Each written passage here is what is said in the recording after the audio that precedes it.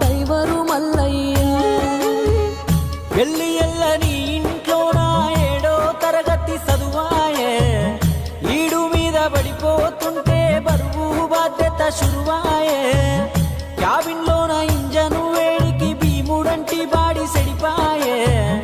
నమ్ముకున్న పెండ్లం పిల్లల కోసం ఈ గోస తప్పదాయే.